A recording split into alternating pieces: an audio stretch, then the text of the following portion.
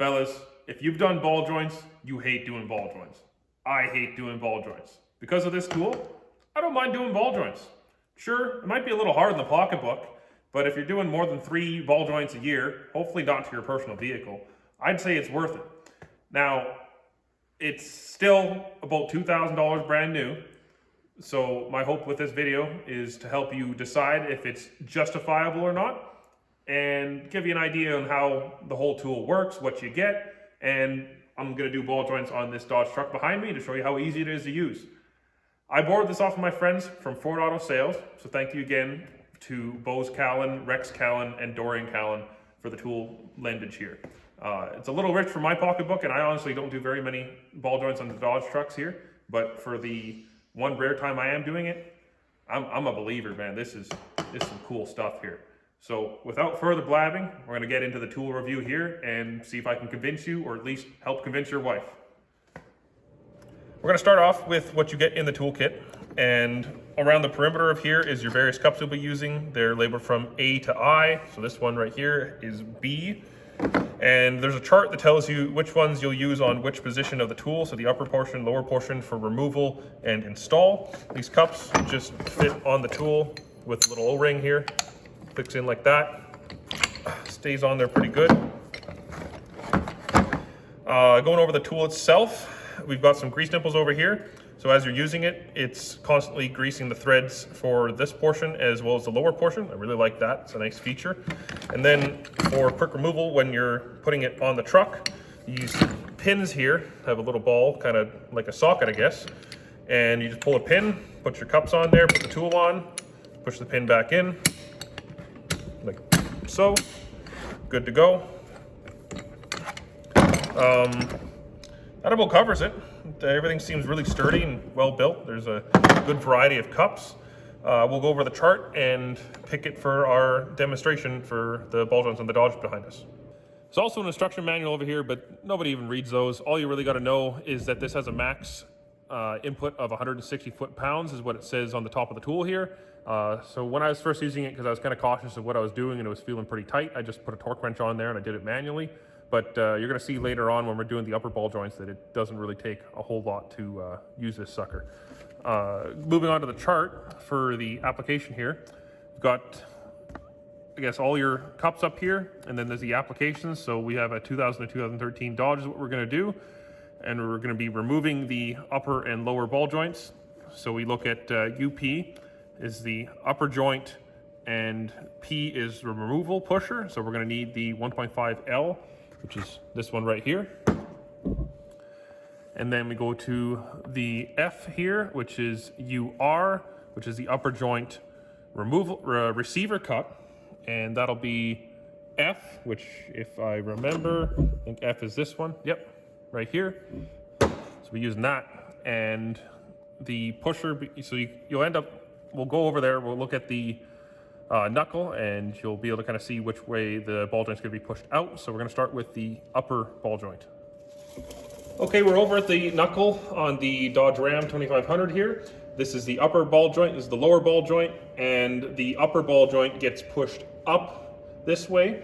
So you're going to want to have your receiver cup where you'll be receiving the ball joint. So I place that on the top portion of the ball joint press, and then I have the pusher on the bottom.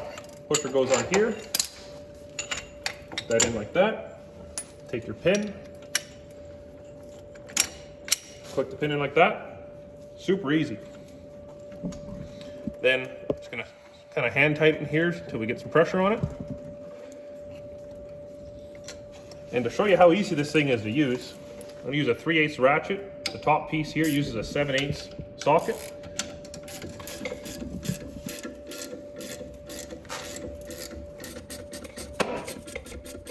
Just like that. No effort at all.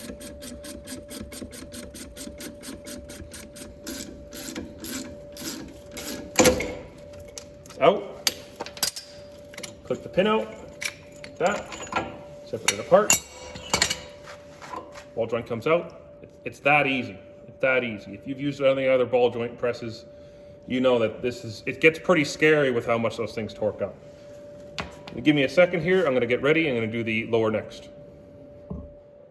Okay, we're set up on the lower ball joint, and you use the same pieces as you used for the upper ball joint, however you flip them. So now the pusher's on top and the receiver's on the bottom. I did upgrade to a 1/2-inch drive long handle ratchet, as the lower ball joints are typically a little bit harder to get out than the upper ball joints here. So I also gave it a little bit of heat for the bottom portion, just to give it a little bit of an easier job.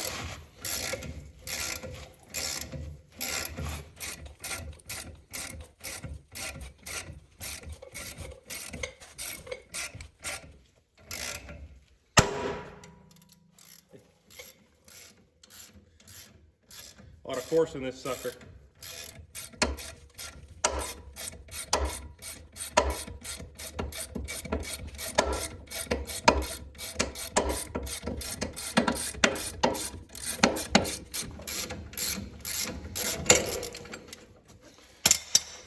Knock the pin out, drop it like that. Lower ball joints removed. Okay, we're ready to do the upper install, and you're going to look at the chart again. So we look at install, we've got UI, so upper install, we've got the C cup, and then we've got UR for the F cup here. However, with the F cup, for both doing the lowers and the uppers, I found that it's too tall, and I wasn't able to get the tool on, so I actually switched to the E cup here for installing. So just like before, got a ratchet on.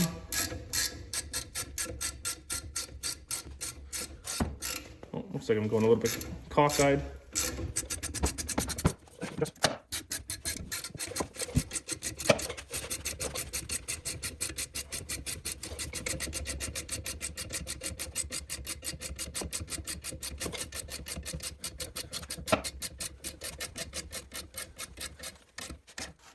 Now it's nice and flush with the top. Just gonna pull it off.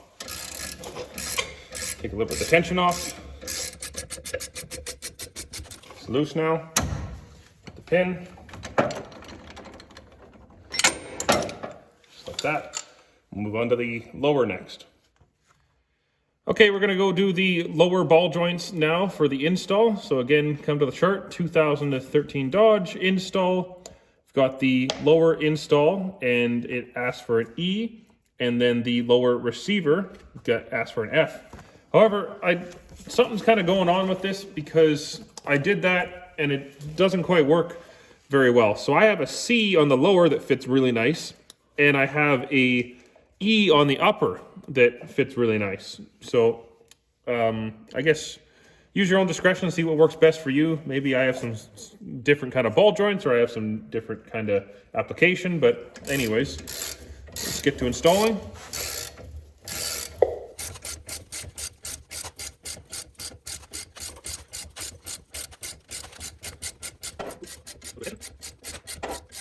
Tension's off. Knock the pin out. And then just make sure your ball joint is up enough to get the C-clip in, but it's simple as that. Good to go. Even the pooch approves. So now that I'm done with the install, I gave the tool a good clean, made sure everything's in its proper order, and I pumped the tool full of grease as well. I like to return things to my friends in the same shape, if not better shape, than they were lent to me. And even if you're not boring things out, it's good to take good care of your tools as well, as they'll take care of you and last you a long time. That's it for the review. Now, I guess it really comes down to whether this seems like it's worth it to you. What you could do is also maybe approach a couple friends or someone else that you'd like to share the tool with. Maybe help split the cost if you'd like to kind of have something like this. If you're looking to purchase, I have a friend named Jeremy Grass who runs Matco Grass in Fort McMurray, Alberta. And even though he's in Alberta, Canada here, he said he's able to help with international sales if you're in the United States or other places where you can get Matco tools from.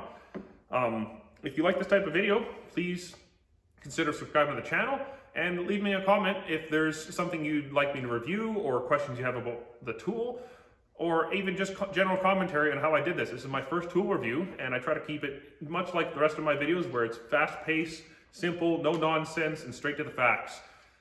That's it for the video today, though, and I hope to see you in another one. Thanks for watching.